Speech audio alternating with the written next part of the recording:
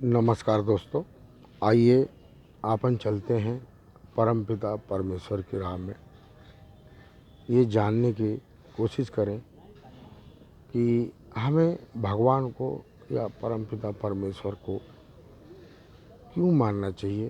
क्योंकि कुछ लोग ज़्यादा पढ़े लिखे हो जाते हैं तो उन लोग का एक ही कथन और एक ही वचन रहता है कि जब सब कुछ मुझे ही करना पड़ रहा है तो मैं भगवान को क्यों मानूं। भगवान तो मुझे खाना देने आता नहीं है, ये नहीं करता, वो नहीं करता, सब तो मैं ही कर रहा हूँ। तो इन सब सवालों के पीछे कई तर्क वितर्क बड़े बड़े ज्ञानियों के आते हैं। लेकिन दोस्तों, हमने मान लिया कि आप सब कुछ कर रहे हैं और सब आप अपनी बुद्धि से, लेकिन आप ये सोचो कि ये जीवन जिसने दिया वो कौन था।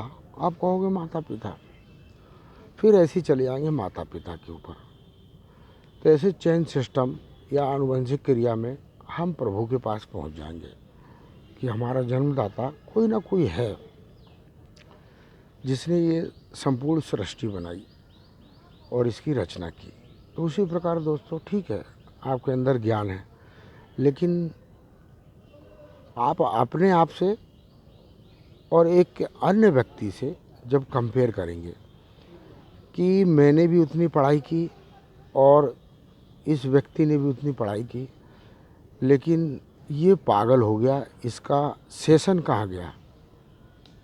तो अब उस पागल की स्थिति में इसका मतलब कि भगवान को मंजूर नहीं था, इसलिए उसने क्या किया, एक व्यक्ति को अनसेशन कर दिया, उसको पागल कर दिया, और एक व्यक्ति को उसके अंदर उतनी ही बुद्धि रखी और उसके कर्मों का फल देता चला गया।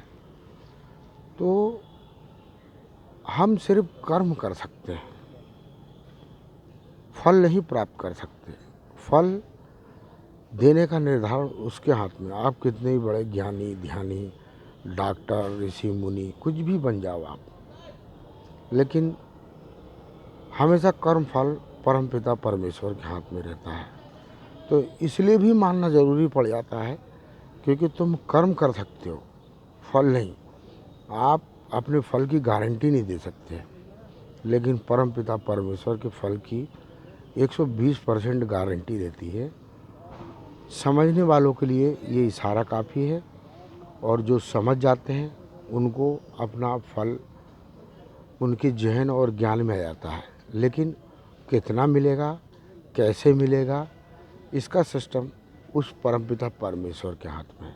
तो दोस्तों, ज़्यादा नहीं समझो न ज़्यादा जानो, आप भगवान को मत मानो, लेकिन कम से कम ये तो सोचो कि ये चैतन्य बुद्धि, ये ध्वनि, ये देखने की आँखों की रोशनी, ये कानों की सुनने की आवाज़, ये प्रकृति, ये तो तुमने नहीं बनाया है ना, तुमने इसके लिए कुछ किया, लेकिन फिर भी आप आनंद ले रहे हो।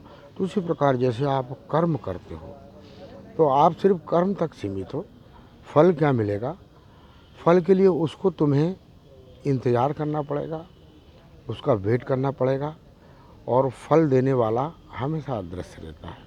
इसलिए क्या है, ज़्यादा ना समझते हुए कि फल की प्राप्ति और देने वाला किस नियम, किस धर्म और किस रास्ते से दे रहा है, ये जरिया आपको उस चीज़ का इल्म नहीं करवाता, आप कितने ही बड़े ज्ञानी हो जाओ। तो इसीलिए क्या है दोस्तों, कि इसी बहाने आप मान लो कि परमपिता परमेश्वर हैं और हम कर्म कर सकते हैं, लेकिन फल नहीं दे सकते। इसीलिए क्या है, फल आप नहीं दे सकते तो जो दे रहा है तो वो भगवान है। इसलिए क्या है, उस भगवान को सिर्फ इसलिए मान लो कि चलो वो फल दे रहा है, कर्म हम कर रहे हैं। तो धन्यवाद दोस्तों, शायद आपको मेरी बातें समझ में आ गई होंगी कि हमें भगवान को क्यों मानना चाहिए। धन्यवाद।